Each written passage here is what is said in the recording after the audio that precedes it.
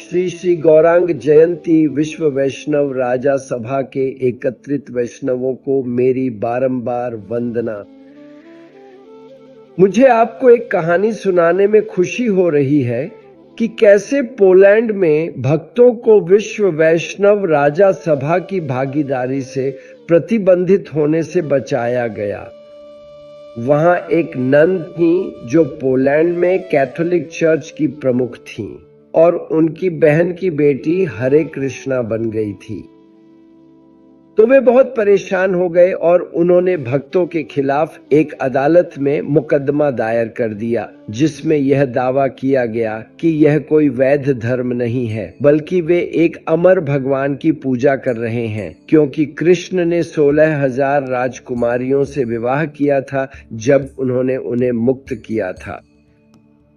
तो वह मुकदमा बहुत गंभीर था और अदालत के पास इसे समाप्त करने की शक्ति थी, जिससे हरे कृष्णों को अवैध घोषित किया जा सकता था।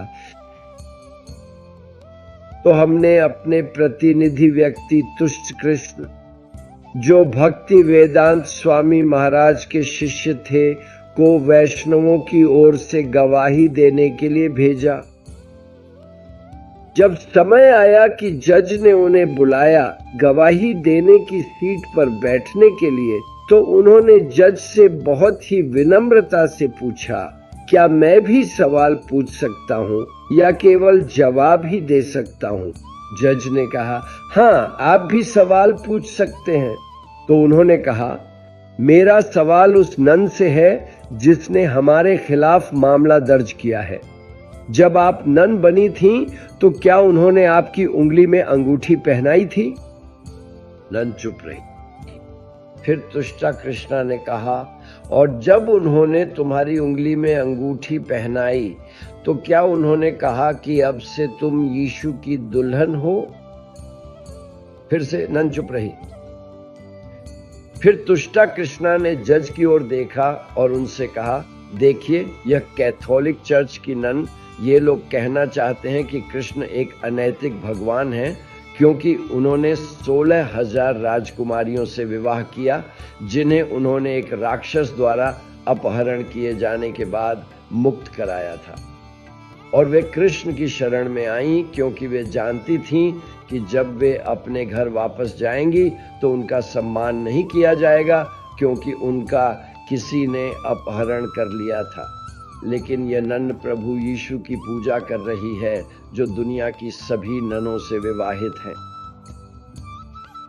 तो यह कैसी स्थिति है? पूरा कोर्टरूम दिल से हंसने लगा, जैसे कुछ भी हो गया हो। फिर जज ने स्थिति को देखते हुए कहा, मुझे लगता है कि आपकी इस दलील के साथ ही मामला समाप्त हो जाता है, क्योंकि भगवान का अपने भक्तों के प्रति प्रेम, जैसे कृष्ण का रानियों के लिए या किसी और का किसी भी अन्य आध्यात्मिक प्रेम करने वाले लोगों के लिए, यह एक स्वाभाविक प्रेम पूर्ण संबंध है, जो हमारी तथाकथित नैतिकता की समझ से परे है। उस समय हरे कृष्ण आंदोलन की ईमानदारी सिद्ध हो गई और हरे कृष्ण आंदोलन सभी मिशनों, इस्कॉन, पहचान के चिन्हों, चैतन्य सरस्वत मठ के लिए अब कोई और परेशानी नहीं रही। पोलैंड में पहले से ही कई मिशन सक्रिय थे और उस कोर्ट केस के कारण उनमें से किसी पर भी प्रतिबंध नहीं लगाया गया। यही है विश्व वैष्णव रथशाला की शक्ति। इस कहानी को सुनने के लिए आप सभी का बहुत धन्यवाद और मुझे आशा है कि आप इससे प्रेरित होंगे, क्योंकि जब भी किसी भक्त संगठन पर भारत से दूर किसी देश में हमला होता है, जहां कोई ऐसा व्यक्ति नहीं होता जिसके पास आध्यात्मिक जानकारी हो, और उनमें से किसी को भी उस अदालत के मामले के कारण प्रतिबंधित नहीं किया गया था।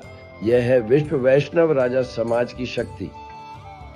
इस कहानी को सुनने के लिए आप सभी का बहुत धन्यवाद और मुझे आशा है कि आप इससे प्रेरित होंगे, क्योंकि जब भी किसी देश में जो भारत से बहुत दूर है कोई भक्त संगठन पर हमला होता है, जहां वैष्णव परंपरा के आध्यात्मिक ज्ञान की जानकारी रखने वाला कोई नहीं होता, तब एकता की शक्ति निश्चित रूप से आकर हमारी मदद कर सकती है। और यही कारण है कि हमें विश्व वैष्णव संघ की आवश्यकता है। विश्व वैष्णव राजा समाज